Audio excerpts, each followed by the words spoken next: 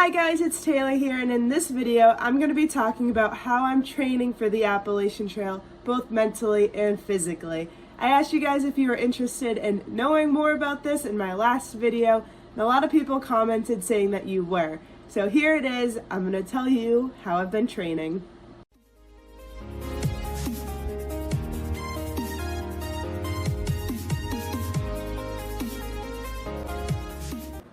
So I want to say my training began back in May of 2019 because that's when I got my first big gear purchase.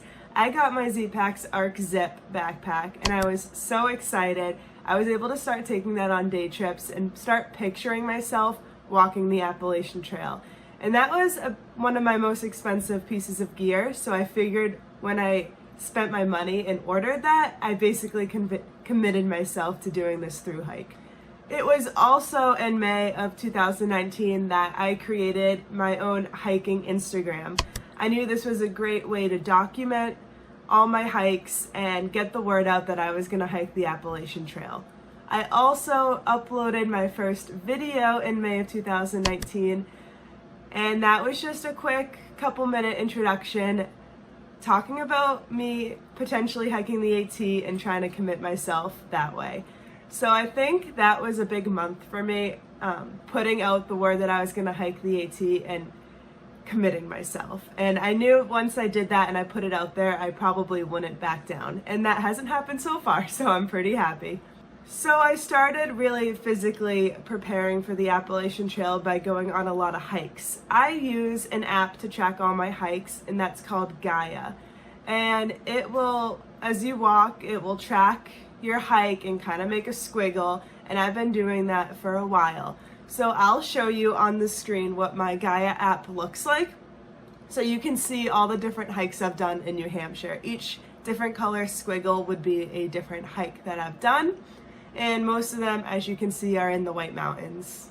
So here is a list of all my saved hikes from 2019, and I added them all together, and it came up to 59 different hikes with a total of 328 miles. Now these hikes ranged from like 0.7 miles, which is Mount Rattlesnake, really close to my work, which I've done so many times, to I think my biggest hike in 2019 was 18 miles, and that was a Belknap Range 12-pack.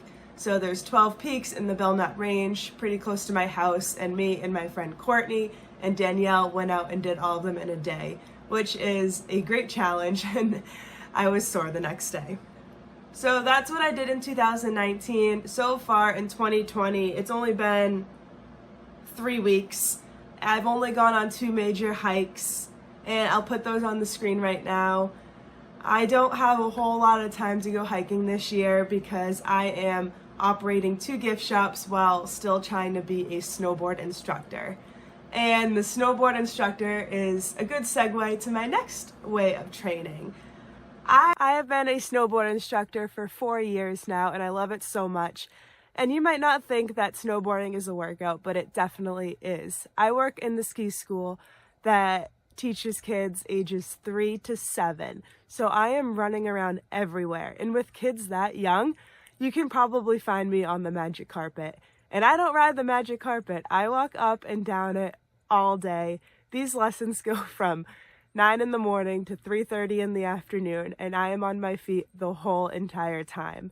And these kids fall down, and I pick them up. So I'm getting a good upper body workout, lower body workout, and I am on my feet constantly. So I consider snowboard instructing a huge part of my physical training for the Appalachian Trail.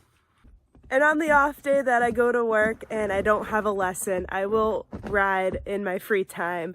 And I consider that a workout too. I am on my snowboard all day. I'll usually snowboard right through lunch, and I will post the stats of a typical riding day right here so you can see how much I'm out there.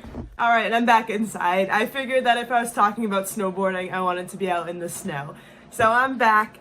And I am going to show you my elliptical, because my elliptical is a way I get so many steps in and just keep my body moving both at home and at work. Now, it's not your typical elliptical. This is what I have. I got it off of Amazon. And so on any given night when I'm watching TV, you could probably find me on this elliptical. It goes by so quick, and it's such an easy way to get your steps in. So I got that elliptical a while ago. I originally bought it to keep at work, to keep behind my desk, because I was working really long nights, and it was just an easy way to pass the time. But I would also try to bring it home every night, and lugging that from work to the parking lot and then back the next morning got old, so I bought a second one. Now there are so many great apps on the market to keep you fit and keep you motivated, and I will share with you a couple that I use. So first off, I use Fitbit. I love it because it's always on my wrist. I always check it to see how many steps I've taken throughout the day.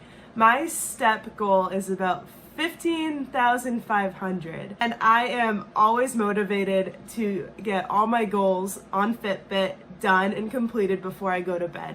So that includes my step goal, my calorie goal, my stair climbing goal, my distance goal, and I also have a sleep goal set at 7.5 hours, which I think sleep is a huge part, so I am getting very good rest. My second favorite app that I use to keep myself fit and motivated is called StepBet. Now this is an app that not a lot of people know about, but super helpful. So what it does is it takes your average steps from either Fitbit or your phone or Garmin, whatever you use, and it gives you a step goal. And you pay $40 to join a game, and you try to reach that step goal for 6 weeks. And if you miss a day, then you lose your $40. But if you do reach your step goal for the whole 6 weeks, then you get your $40 back plus the money of everyone that failed the game. So I went into my app, and I've been using this for 1 year now, and I've made $87.16. I don't join a whole lot of games, but when I do, I'm usually successful and I make money. I've only lost one game in 2019, and I missed a day by 200 steps because I fell asleep. But this will keep you super motivated. I'm in 3 games right now, week 4 out of 6, and I've already made $15.44. So if you want to make money by walking, I highly suggest getting this app. So my last favorite app is the Peloton app. I got a treadmill back in August, and I have been using the Peloton app to join live classes, and they're just really fun. They have real instructors, I think, from New York City, coaching you on different speeds, intervals, inclines, and it's just a really fun, upbeat running class with music. So that's about $20 a month, I think. I still have a membership. I do it occasionally, not as much as I did in the summer, but I love this app, and I will use it until I leave for the Appalachian Trail. Now I also use the treadmill on my own without the Peloton class, and I will set the mile per hour to 3, and I will put the incline as high as it can go, put my fully loaded backpack on, and go for a walk. And I think this is a great way to train, especially when I live in New Hampshire and it's 0 degrees out every day. I can still get my miles and the muscles I need to hike the Appalachian Trail.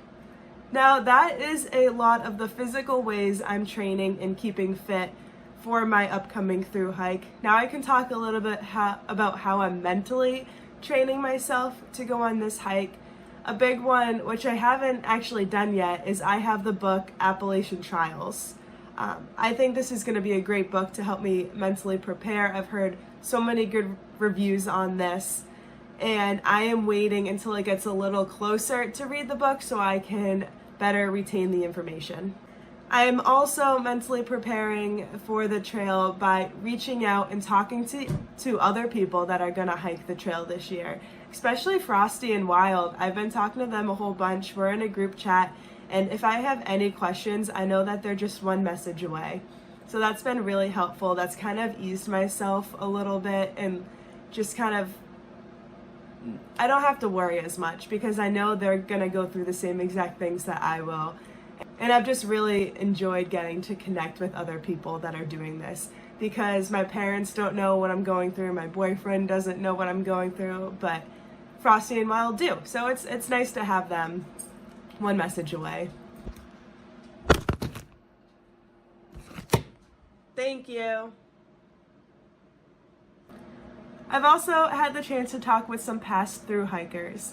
Now this has been really great because I can hear their stories and ask questions and kind of voice anything I'm nervous about, and they've been through everything that I will experience very soon. So it's very nice hearing about the trail from their point of view. In particular, I really enjoyed meeting John last year. His trail name was Spirit, and I met him when he came into the restaurant that I was eating lunch in at Black Mountain Burger in Lincoln. And I was with my boyfriend and my mom, and we invited him to sit with us, and we just listened to his story. And this was a great way for my mom to mentally prepare for me to hike the trail, because she was really nervous. She didn't know much about the trail, but it was really nice for her to sit down and hear about what he had to say, because she voiced a lot of her concerns, and she felt a lot better after the lunch. So it was not only us providing trail magic for that hiker by buying his lunch, but he was doing a lot for us. So it was a very nice afternoon, and everyone involved really appreciated that. Also, if anyone knows Spirit, please let... Oh my God. This cat is a pain in the... Callie, don't eat that! I forget what I was saying. So if anyone knows Spirit, I'll put his picture right here. Let me know if he finished the trail, because I haven't heard from him since, and I'd love to know how the rest of his journey went. I also really enjoyed watching vlogs of people hiking the trail. For example, Dower Duo puts out a lot of good content aimed towards future thru hikers, so I love watching their videos. And I like watching the daily vlogs that people put out. I'm rewatching some just to get myself prepared. I also like to follow along when I'm watching YouTube. I also have my gut hooks open, and I can follow along where they are. So I can see like what shelter they're at, and then I'll look on gut hooks and see like what their day looks like, what their next resupply is. So I'm also like pretending that I'm them and kind of planning my hike through these people I'm watching on YouTube. So I don't know if that makes sense, but it helps me get more familiar with the trail, and that was a great way that I have been preparing. That is everything I can think of for how I have been training for the Appalachian Trail. If you have any questions, leave them in the comments. I'd love to make more videos, maybe about food I like, or maybe a Q&A, so ask questions. Let me know what you want to see next. So thank you for watching, and I will see you next time.